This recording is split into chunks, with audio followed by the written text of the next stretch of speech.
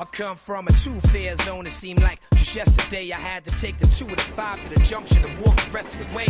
We used to hop and never drop a token over the turnstiles like Edwin Moses and run from the cops like Jesse Owens. Track stars riding in between the cars.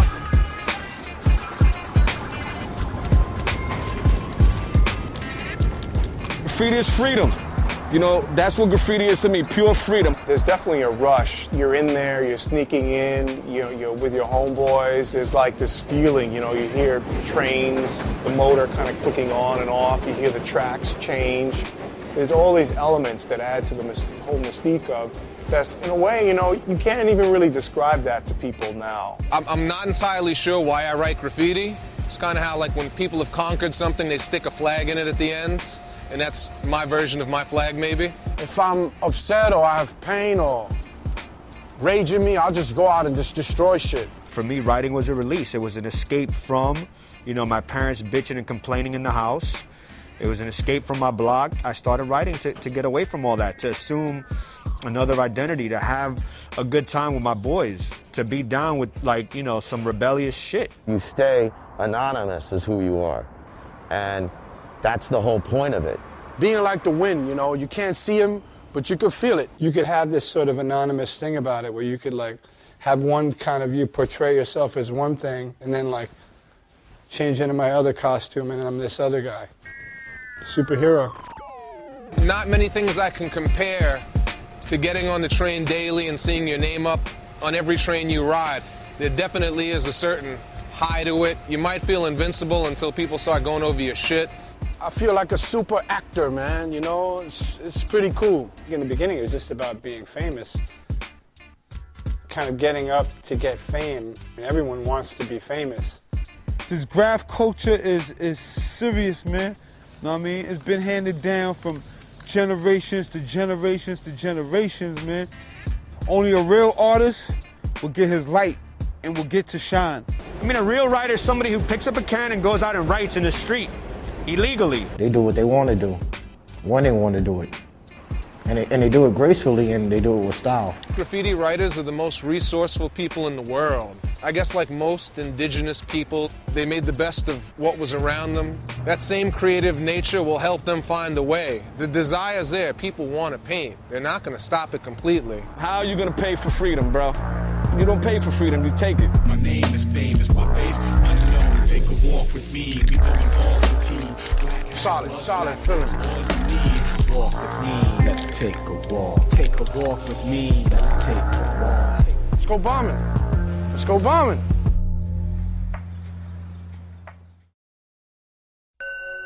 Can't beat this shit. I can't. It's in me, you know what I'm saying? It's like a virus, you know what I mean? Without a cure. I guess I feel a natural high, a natural orgasmic feeling. It's like busting a nut. No doubt, definitely. I've been able to shake cigarettes and ex-girlfriends, and graffiti's the one thing that's sustained in my adult lifetime. I don't know if it's necessarily euphoric. I mean, there's a little bit, there's paranoia, there's fear. It's a little tense. It can be tense. Once you got it, it's like tag you it now, you know what I mean? I can't stop it. I mean, maybe it's a disorder. They need to make an AA program for graffiti, man. Even when you're too old for it, it's hard to quit. It's a disease. I know I have to slow down. And the day is not tomorrow or the day after that.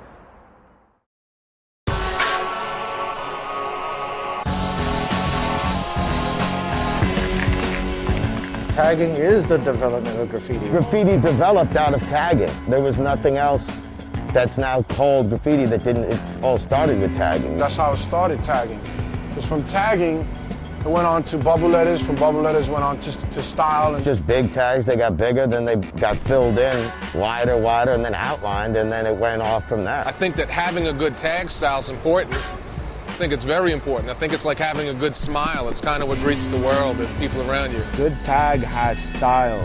It has some type of flow. It has legibility, and it also has repetition. You gotta write it over and over and over and over again. You want your shit to look good, stand out, and look original, and nice and clean. It's a logo, you know what I mean? And with that, you can take it beyond. It's basically like a UPC symbol, you know what I'm saying? get scanned every day by the human eyes. Ultimately, advertising, you know, for those individuals is something that they will always be connected to. Tag is your name, your logo, is the most important element of bombing. I think it's strange that some people have mastered piecing and can't tag. I've seen riders that have, you know, amazing throw-up styles and can't even throw a tag. Sometimes it suggests that you might paint a little bit more than you bomb, and usually you bomb and then learn how to piece. So the evolution's a little off as far as I'm concerned. Your tags is like your soldiers. You lay them down strategically around the city. You know, the more soldiers you have in an army, the more chances you have to win the war. Your tag, your signature is who you are as a writer to the rest of the world, to the rest of the writing community. So once you get your tag, that becomes who you are.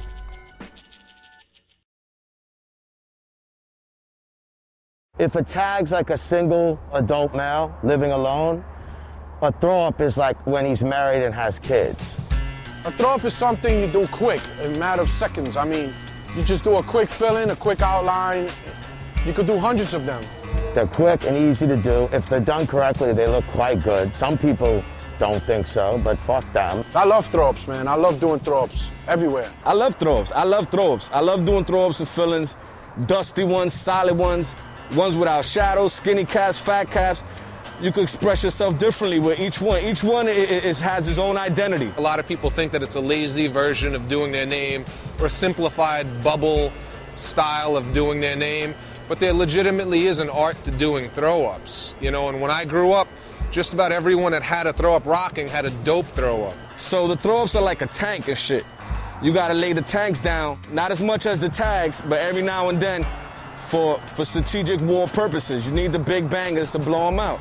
Go crush a yard, go crush a layup with hundreds and hundreds of throw-ups. If you went and did one piece because you thought you were you're the man, you want to do one whole car, you spent your whole night doing one piece, that shit gets destroyed, you weren't even there.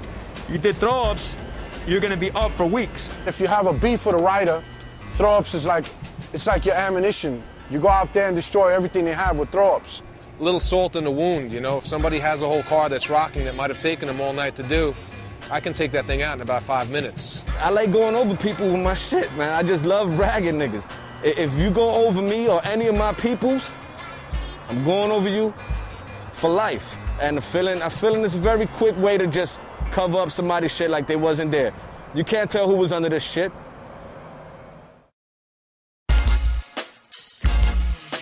The philosophy of piecing and burning is based upon styles. Styles evolved out of throw-ups from, you know, riders just adding colors and arrows and connections. The pieces back then were big renditions of tags, and it was all about making your name more visible. These are the cats who are developing styles and making their names flip. You know, making them block letters, making them marshmallow letters, making them, you know, platform letters or whatever, making them British letters. All these terms that they were using, they invented that shit.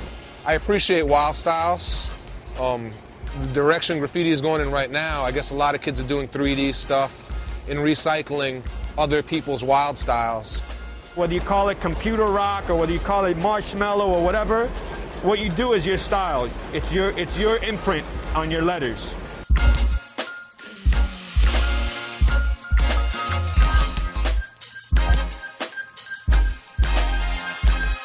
I think style is a personal taste. Some people that would be considered toys have style. To me, style is like a flow, a rhythm to your letters. You know, you gotta make it cartoon-like, make it have some type of life in it. So it's like a foot, a knee kicking. I try to do my S original, half of New York City took it, and my F is fat like me. If something looks like extremely sterile and generic to me, it loses its sense of style. Specialized caps and rulers and levels, and it almost becomes like plastic fucking surgery. Does that girl really look good with fake breasts, Botox, and like huge bubble lips? Some guys, yes, she's gorgeous, and I'll go all out for her. Other guys, no, she's like a freak of nature.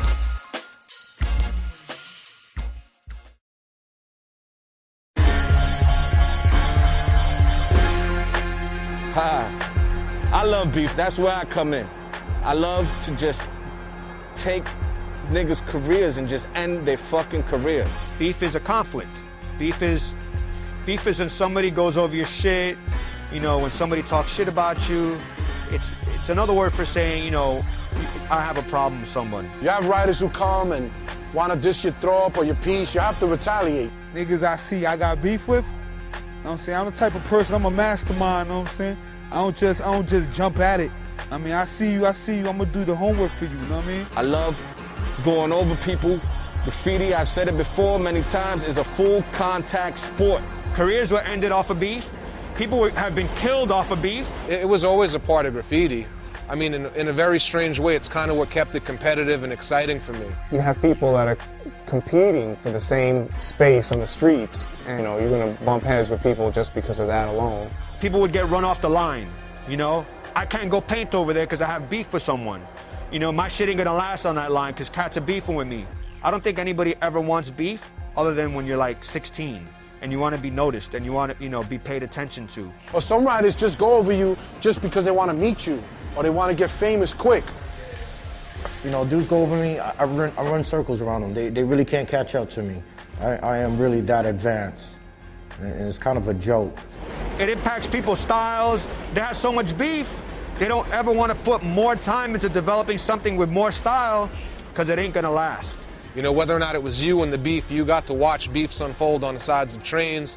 You got to watch two crews battling or two crews dogging each other's shit. And you know, it's like any good boxing match. You just sit back and kind of watch it and see who wins at the end. Beefs get squashed by fighting.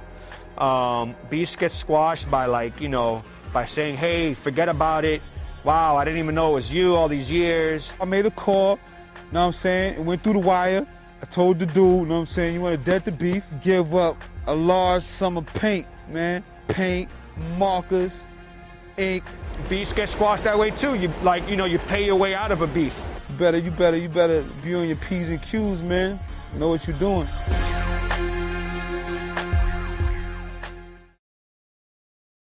I don't need any crew to be famous. If I rep your crew, you know, it's because I'm honoring your crew, so you should respect that. What a crew means to a writer is his family. I've known most of the people that I've been bombing with for damn near all of my life. You know, it's kind of like a rite of passage, you know. They're giving you your props by putting you down with their crew. Form of respect. You're friends, so therefore you have a common interest in something and you do it together. It's like a bowling team. Or like a group of women that get together and discuss soap operas, which a lot of writers are not too far removed from that. Each one gives each other energy to elevate, you know, and that's what makes a good crew, elevation. The problem is crews kind of like gangs, and gangs was one of the things that I thought Graph was a departure from. It really didn't enhance the development. In a way, I kind of felt like it threw shit backwards. Learning about style, learning about painting, learning about racking. It's the people that you have that watch your back for you. Because writing is a violent scene. Definition of a toy to me is somebody that's new to the game, doesn't necessarily understand the rules of graffiti. Maybe it's his tag style that makes him a toy. A beginning writer, somebody who sucks. Letters all discombobulated, you know what I'm saying? An arrow coming out, you like, yo, where that arrow came from? Somebody who just lacks style, period. No style, no knowledge of what's going on. They just go around tagging their name wherever they can. You know, a toy is not necessarily like the way you write or something. A toy is more of a state of mind. Hanging out with a bunch of toys, hanging out with a bunch of cats that don't necessarily get up. They might claim they write graffiti, but they're better known for starting fights, better known for stealing cars, better known for hustling or doing something else. You know, I consider a toy somebody who's not really doing it for themselves. Somebody who's just kind of doing it to be down, doing it for other reasons aside from just personal fulfillment. Just gathering up fame as quickly as possible without going out there and without spending the years that you gotta put in to establish yourself. Their mind is limited. You ain't fooling us, homie. Unfortunately, dudes stay like that. And that's what makes them a real toy. Maybe someone that goes over a piece that's been sitting somewhere or a tag that's been sitting somewhere 20, 30 years. You've been in the game for 5 minutes, how are you gonna go over him? You know, and nobody from their crew would pull them aside and smack them a couple of times and be like, money, you can't go over this. That shit's been there for 20 years. You just went over some shit that's been there for 20 years because you're an idiot. Yeah, they serve a purpose to destroy. You have to destroy toys. That's only this, they just here to have fun with. Exactly what they are, toys. They might as well be made by Mattel or Hasbro. Predator and prey, you know? You know, toys are suppliers to the many kings of the graffiti world. They usually are quick to give up their paint.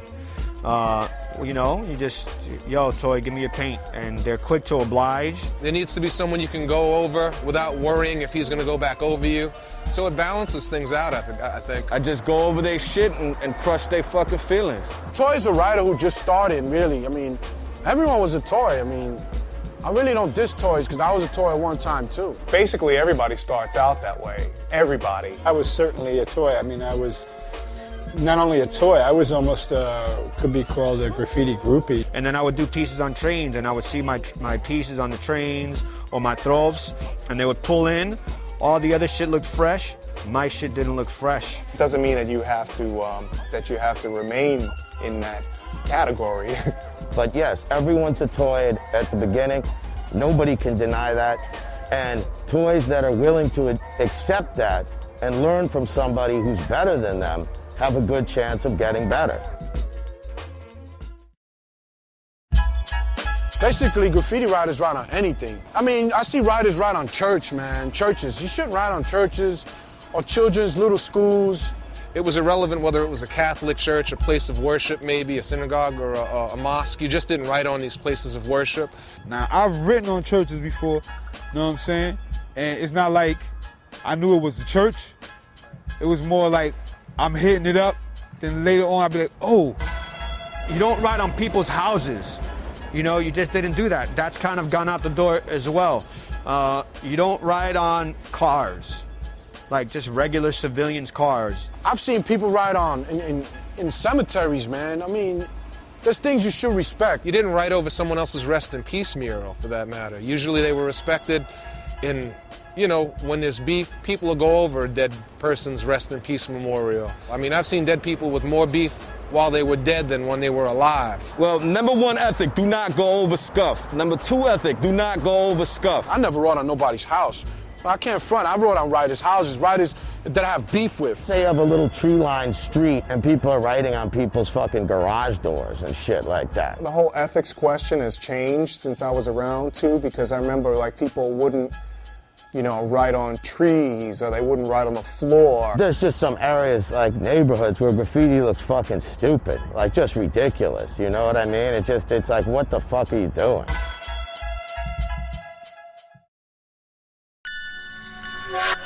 As the risk goes up, so does the adrenaline. Part of me accepting the fact that graffiti's changed and the rules have changed is that there are a bunch of cats out there that are painting on highways and hanging off of rooftops and on overpasses. The term heaven spots is in Los Angeles term. They use that shit for the highway spots that you gotta climb off, that you fall, you're gonna get run over and you're going straight to heaven. That's crazy right there, you know what I'm saying? People see me and be like, oh shit, you know what I'm saying? Your name up there. I think nowadays kids are tending to get more into high spots or difficult to reach spots just because things get clean so fast. If you're not doing those spots, you're not staying up. Your stuff's gone in a week. Yeah, man, it's something that normal people don't do, you know what I'm saying? I'm not a normal person. None of these toys could climb up there and diss what I got, you know what I'm saying? It's like if you're gonna diss it, then you gonna work hard like I worked hard to get up there. Sometimes, you know, good spots, they come with some sort of danger with them. My thought on all those spots is that they're fucking crazy. That's crazy, man. That's amazing. You look at it, you know, it's a little amazing, you know, but you got to keep bombing, you know. It's only impressive one time. Impressed me many times over. The illest shit that I've seen is not even in America. It's really in Brazil, in Sao Paulo and Rio, where people are hanging off buildings and climbing stuff that's like 10, 15 stories high easily. Yeah, I've heard riders, you know, fall. I've heard, you know, riders have got killed. I've witnessed the result of someone falling off of a bridge by way of a body cast. My man J.A. been doing the hanging off of buildings and shit like that. I think I broke my foot, my arm. I crushed 3 of the vertebrae in my spine, and I broke my hand once. Personally, it's not something that I would ever think of going out there and doing. All I could say is just, you know, don't fall. And it's a good spot. It's definitely the next level of wanting to get your name up. And that's not the level that I'm on.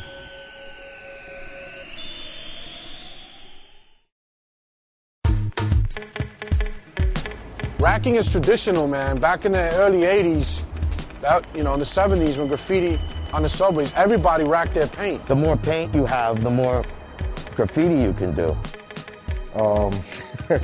It's got to come from somewhere. You were doing so many trains. I mean, you can't buy paint. I mean, you're little, you're not buying paint. The majority of the people I came up with all grew up in the projects. We were poor. Where else am I gonna get 50 cans? Key. Racking was key. I mean, I was good at racking. And the people I knew were good. I mean, these people were stealing like other things before they started stealing paint. These were people that were like thieves. I don't think it's as much a part of the culture now as it once was. But yo, if you told somebody back in the day that you bought your paint, yo, you might as well just hang it up.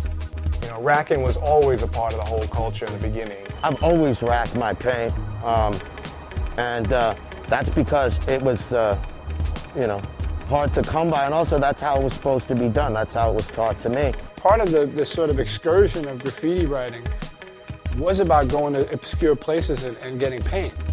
And in the process, you'd be doing your business like to and fro. 100 cans or more, you're doing it. These cats will go, and in one day you get hundreds and hundreds of cans, so much that the car would be like sunk to the floor scraping. There was times we used to do shopping carts. We used to go to Pergamon and Rickles and fill up a shopping cart full of paint and just walk out the garden section. I got my one good crazy racky story. Security guard was there, sort of waiting, and I thought like the thing is I just have to do it cool. I just have to pick up the bag and just walk out. Got through the door, started to walk down the street. The guy's like, excuse me. I turn around, I'm like, yes? He's like, you dropped your wallet. Vanna Squad's full of shit. People that chase around fucking graffiti writers all day. Come on, man, there's real crimes in this city. We here to get up, We ain't selling no drugs to nobody. We're not killing the community. We're beautifying the community. What they basically do, man, is they go out and they're like secret operatives, they're like undercover cops that go out and try to infiltrate and try to arrest writers. The Vandal Squad, as I knew it, was just as savvy as any graffiti artist. They were just as well versed about the history of graffiti. They knew who had beef with who and who was bombing where. And in a weird way, that kind of coexisted with writers because you knew that they were around and you knew that they had a certain list. When we got caught, I was shown a list that actually impressed me. The same people that were at the top of their list would have been at the top of my list. Vandal Squad. Fuck them niggas.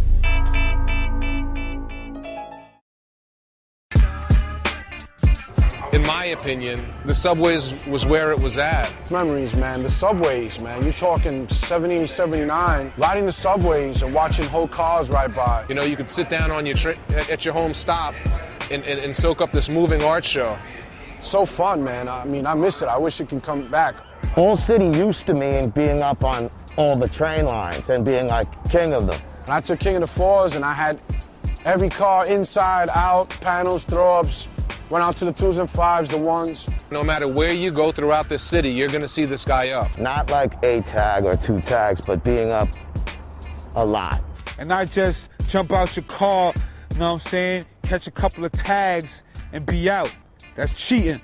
It's funny how this New York City subway movement did kind of just die. It was a slow death, one car at a time. Clean train movement jumped off in '85. The 4 line was the first line to have the clean trains. And from there on, all the old trains started to be destroyed and dumped in the ocean. Whenever a train was painted, they would immediately take it out of service. So we had to bomb 10 times harder to see our stuff run in service. We had a dream, and it was to attach life support to this thing that we loved so much and to keep it going. And there was a lot of energy and excitement about painting the last train. It became a personal war between us and the Transit Authority, between us and the Vandal Squad, to try to keep it alive, to try to keep it going. Like throwing rocks at a man with a machine gun, you're not gonna win that battle. Not after 9/11.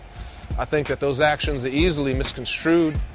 You know, Code Orange has changed the way we look at a man in a tunnel with a hood over his head and a bag in his hands. They have it in control, they have it in check, and they have the money to keep it clean.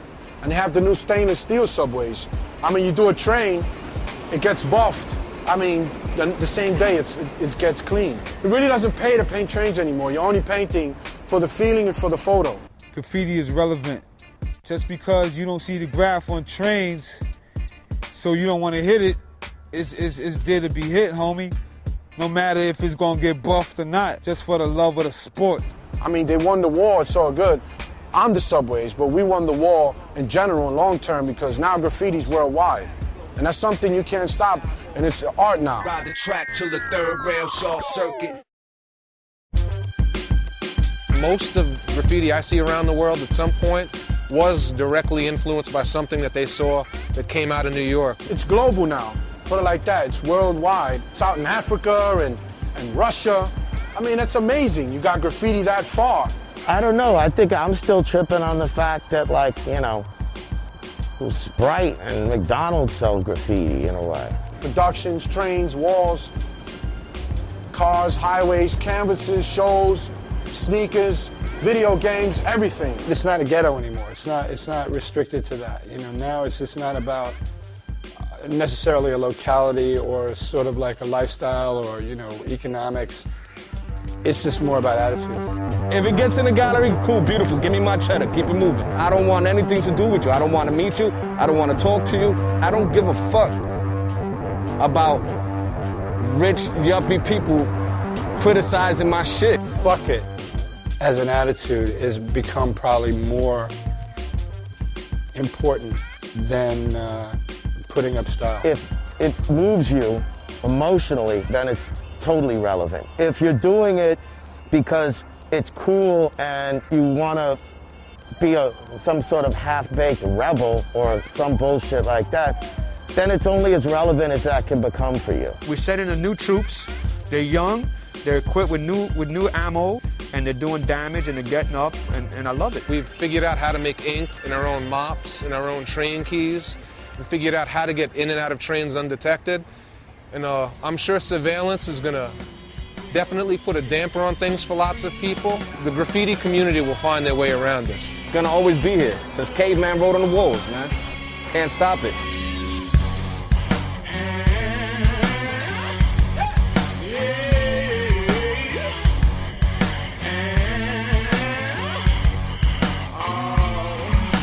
We're dying over black gold, they harvest in the sand. Presidents living marvelous, they starving in Sudan. It's obvious we walk a blind path to oblivion. The book of Judges, read the scriptures, unlike Gideon. Light my fire, start my engine. When Pharaoh becomes Moses, it's medicine for who listens. A veteran with the mic bringing prophecies to fruition. Motivational verses under adverse conditions. You're caught in